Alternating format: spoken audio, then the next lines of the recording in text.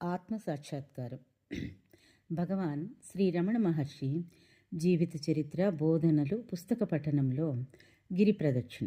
ఇంకా ఈ గిరి ప్రదక్షిణ వలన ప్రజలకు నిరుపమానమైన ఆనందాన్ని అనుభవించగల సామర్థ్యం గల పుణ్యాత్ములకు ఆ గిరి యొక్క నిశ్చలత, భిన్నత్వంలో ఏకత్వం ఎంత లాభదాయకం.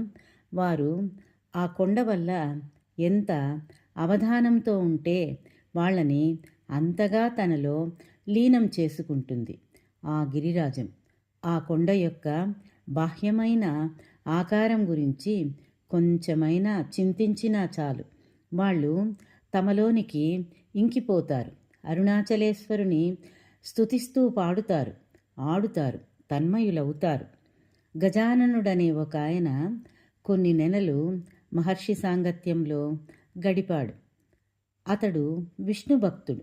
గిరి ప్రదక్షిణ చేస్తూ అతడు భాగవతంలోని గేయాలను పాడుతూ ఆనందంతో పోయేవాడు. ఇలా ఇక్కడ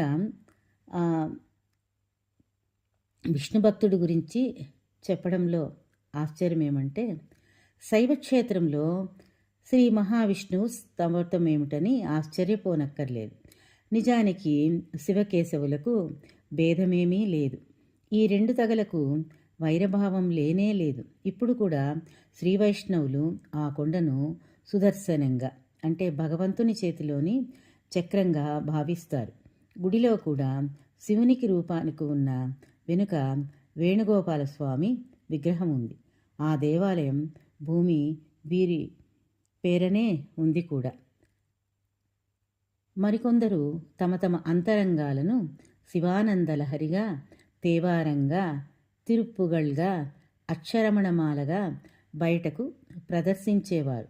కొందరు తాళాలను, తంబూరాను, మృదంగాన్ని, వాయలిన్ను వాయించేవారు. కొందరు పంచాక్షరీ మంత్రాన్ని మౌనంగా జపిస్తూ ఉండేవారు. ధ్యానమగ్నమై తన్మయమయ్యేవారు. ఆ స్థితిలో భావమంటూ ఏమీ ఉండదు. భావం ఆనందంలో లీనమైపోతుంది. అందరికీ ఉపయుక్తం కావలసిన ఆ గిరి ప్రదక్షిణను కొందరు ఏదో కొత్తదనాన్ని కోరుకొని కానీ, ఉచితంగా ఆహారాన్ని కోరుకొని కానీ గుంపులో చేరేవారు. అందువల్ల మహర్షి తమ ఆఖరి సంవత్సరాల్లో గిరి ప్రదక్షిణ చేయలేదు.